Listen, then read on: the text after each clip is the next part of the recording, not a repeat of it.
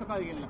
Mä olen Pekka Hämäläinen. Mä valmistuin Etiksestä keväällä 2017 ja nyt mä opiskelen täällä Aalto-yliopiston kauppakorkeakoulussa.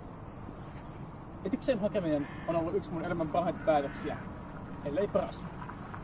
Mä en olisi voinut kuvitellakaan, että olisi olemassa lukioita, jossa olisi niin paljon samanhenkisiä, mutta kuitenkin erilaisia ihmisiä. Ja tästä hyvänä osoituksena onkin se, että Etiksestä on jäänyt käteen tosi paljon hyviä kavereita, joiden kanssa mulla on lukion jälkeenkin käsitty erilaisia tekemistä aina reissuista mailapeleihin ja ulkomaan matkoihin ja jopa tämän videon kuvaukseen. Yksi hyvin konkreettinen asia, minkä mä olen saanut Etiksestä, on myös opiskelupaikka. Etiksen antamilla opeilla oli helppo menestyä ylioppilaskirjoituksissa ja tämän menestyksen turvin saada ilman pääsypaikka opiskelupaikka täällä Aalto-yliopistossa.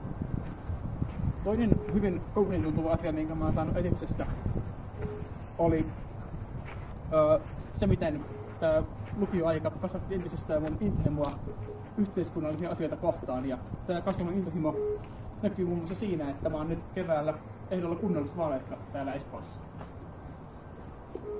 Yksi asia, mitä mä myös muistelen lämmöllä etisajoista, on opettajien omistautuminen meidän opiskelijoiden oppimiselle ja myös hyvinvoinnille. Tästä hyvä esimerkki on Haume-projekti, johon kuuluu myös viikon mittainen matka Haumaan, ja se miten opettajat ja me kaikki ponnisteltiin sen eteen ja nähtiin vaivaa ja saatiin aikaan tämmöinen ikimuistinen matka, niin se on asia, jota edelleen muistelen lämmöllä. Lukiossa mä itse painotin matikkaa, kieliä, historiaa ja yhteiskuntaoppia. Ja näistä päällimmäisenä nousee vielä se, miten mulla oli matikassa vähän pieniä alkuvaikeuksia, mutta lopulta onnistuin kirjoittamaan pitkän matikan L:n, ja siitä iso kunnia kuuluu ehdottomasti matikan opettajille, jotka suhtautuivat todella intohimolla työhönsä, matikkaan ja meidän opiskelijoiden oppimiseen. Mä myös koen, että Etiksessä hyvin erilaiset oppijat ja erilaiset asiat kiinnostuneet erilaiset persoonat sai kaikki nauttia tästä vastaanottavasta ilmapiiristä ja tavoitella omia unelmiaan älykkäässä ja haastavassakin seurassa.